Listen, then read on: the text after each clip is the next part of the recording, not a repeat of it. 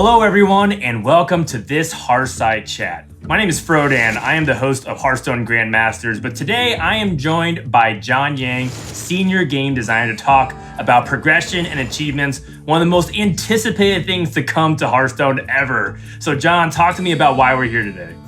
That's right, I'm excited. This is Hearthstone's biggest systems update ever, progression and achievements. We know how important progression and rewards are to everyone, so we want to take the time to do this right and make this core part of the game awesome. We wanted to give you more goals to aim for, more ways to progress toward those goals, and more flexibility with when to earn rewards during an expansion. There's 4 major parts for us to go over today. There's a new achievement system, a new reward track, a revamp of our quest system, and a profile page.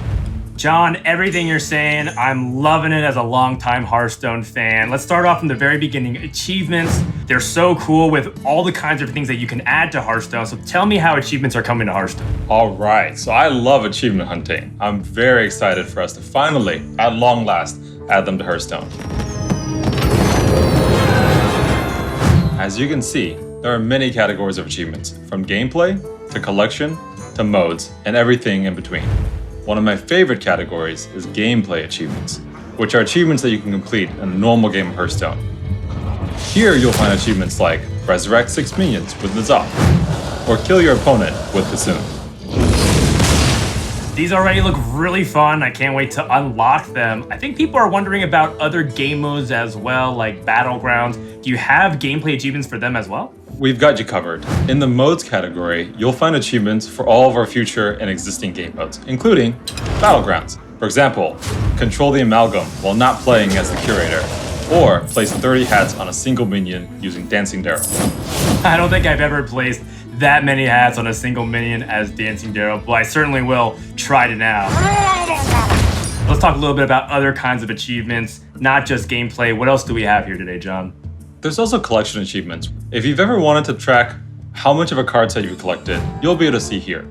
But in addition to providing a snapshot of your collection, we've added rewards. For example, for collecting 135 different cards in an expansion, you'll unlock the expansion's collectible coin. These cosmetic coins go into your collection manager, and you can apply them to your decks the same way card backs work. Now, I know I said 135 different cards, and that's a pretty tall order. When Darkmoon Faire launches, that means you'll need every single card in the expansion, including every legendary. But when the Darkmoon Faire mini set launches a couple months later, there'll be 170 cards in the set. So actually, in order to unlock this cosmetic coin, you don't even need any legendaries. Awesome. This is so exciting to hear. I love it. Is there anything else that you have for us in terms of achievements? Achievements are a system that we're going to be consistently adding to and expanding over time. Whenever we add a new expansion, a new game mode, or a major update of the game, you can expect a new set of accompanying achievements. Which brings us to our second topic, rewards. I think people are really interested about the subject of gold and how rewards really work into it. And there's a lot of rumors. Are you taking away players' gold at all? And if you aren't, then what is the new rewards EXP system actually doing then? We're absolutely not taking away any of the gold you can earn. One of the goals of the new progression system is to give you more gold, more rewards, more cosmetics for all players. No matter if you play the game 10 hours or 1,000 hours in expansion, you should be expecting to be more rewarded for your time. What we're doing is putting most of the game's rewards in one place, the new reward track. It's a clear, central location for you to see what you've earned and what you have to look forward to earning. There's also some benefits. One, you'll have more flexibility in when and how to earn those rewards. For example, in the current system, if you miss a daily quest, that gold is gone forever. In the new reward system, if you miss a daily quest, it's not the end of the world. You can simply make up for that down the line by playing more Hearthstone. The reward track also provides a structure for us to place bigger milestone rewards along the way. For example, at level 25, you get a legendary card, and at level 50, you get your choice of up to 10 different hero skins. One thing I really like is that this lays out the rewards really clearly and helps us visualize everything. And that makes me feel like I can set my own goals and pace based on my own time availability instead of having to just, feel like I'm grinding every single day of every single week. Yeah, I mean, you can choose when during expansion to play and earn these rewards. If you want to play a lot at the beginning, if you want to play during the middle when the mini set comes out, it's really up to you. So we have a lot of cool rewards to look forward to. And I think we're wondering, does this change the Tavern Pass at all? Because I hear there might be a Battle Pass coming to Hearthstone. Yes, the Tavern Pass is changing. With the new Tavern Pass, you get a Golden Legendary and an XP bonus toward the Roar track immediately. You can also play the game and earn a hero skin, a card pack, 2 sets of upgradable hero skins, and a collectible coin. Okay, can you clarify a little bit more what upgradable hero skins means exactly?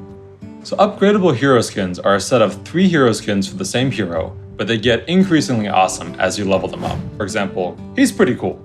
But when you unlock the tier 2 version, he gets even better, and the tier 3 version is super mega awesome. And you can apply any of these hero skins to your hero portrait as normal. All right, so there's so many cool rewards to try and earn. How do we make progress along that reward track? So there's 2 main ways you make progress along the reward track: quests and playing the game in any game mode. The quest system is changing. First, daily quest gold has moved into the reward track as we mentioned, and daily quests now award you experience along that reward track. But that's not all. We've also added weekly quests. At the beginning of the week, you'll get 3 new weekly quests, and you can complete them anytime during the week. They're a little bit more challenging, but because you have the flexibility of the entire week to complete them, we think they'll add a little bit more fun to the game as well. I can still re-roll that quest, right? Even though it's a weekly quest? You can absolutely re-roll your weekly quests just like daily quests, 1 per day. So I'm getting a lot of goals, a lot of progression, having a lot more fun as an engaged Hearthstone player, which brings us to our last topic, which is the profile page. John, how are we expanding the profile page to make me look better so I'm maximizing my fun here? So last but not least, we've put together a new profile page that showcases all the things you can do in Hearthstone.